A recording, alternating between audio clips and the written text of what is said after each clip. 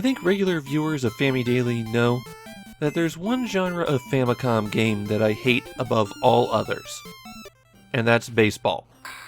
But if there's two genres of Famicom games that I hate above all others, then the second one is Sugorok-based games. And Chibi Maruko-chan Uki Uki Shopping is a Sugorok-based board game. Sugorok is an old board game concept that's basically the epitome of bad board game design. Players move a random number of spaces around a board, and then random things happen to them based on what space they land on. Any strategy in it is obvious, and the outcome is effectively randomized. Chibi Maruko-chan is a wildly popular comic about a precocious young girl in the 1970s. That's not when the comic started either, it's just always been set then. At the time of this game's release, they were in the middle of the first animated series based on the comic. Chibi Maruko-chan has outlived its creator, and it continues to run to this day despite the tragic death of Momoko Sakura at a very young age.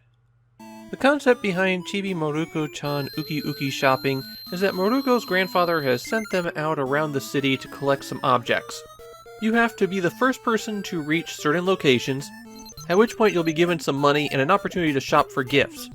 Once a certain number of locations have been reached, the game is over and whoever is the happiest wins. On your turn, you can roll to move, check out what gifts you have on you, take a look at the cards you have that will affect other players, scroll around the map, see the status of everyone, or get a zoomed out map where you can see your next destination. You move between 1 and 6 spaces each turn, and the type of square that you land on determines what happens.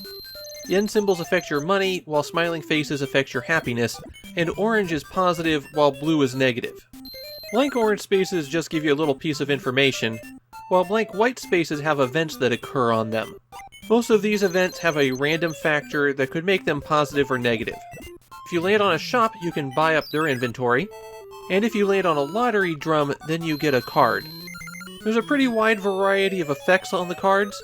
You could get something that lets you move further, inflict status ailments on other players so that their happiness drains away, or cards that will protect you from effects.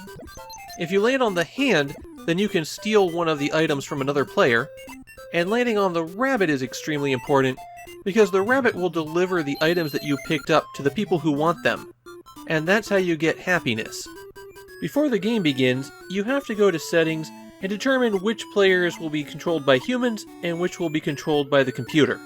You can also set how many times you'll be racing to a location, anywhere from 1 to 99.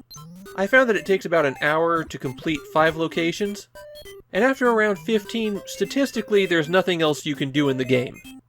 So don't turn that up. There's also no save or continue functions, so if you wanted a really long game, you're going to have to stick with it for a while. At the start of the game, or once a player has reached the destination, Maruko's grandfather randomly determines the next destination.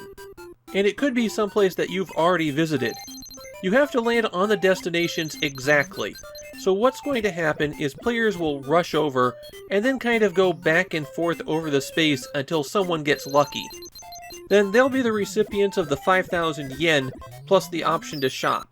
Every destination has their own shop associated with it, plus there are a few shops on the map, and all of the items sold in the shops are unique. They may only be purchased once. From what I've been able to tell, they grant the same amount of happiness when they're delivered regardless of price, so it's important to just buy up all the cheap stuff early on. It's quantity over quality here. And that's everything there is to Chibi Maruko-chan Uki Uki Shopping. You're almost entirely at the whims of fate here. The only significant choice you have is when to play a card, and the outcome of a lot of those cards is random.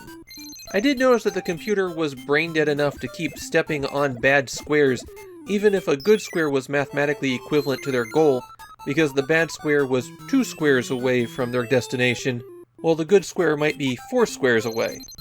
This is another one of those games that nobody remembers. No fans in Japan for it to tell me what they thought.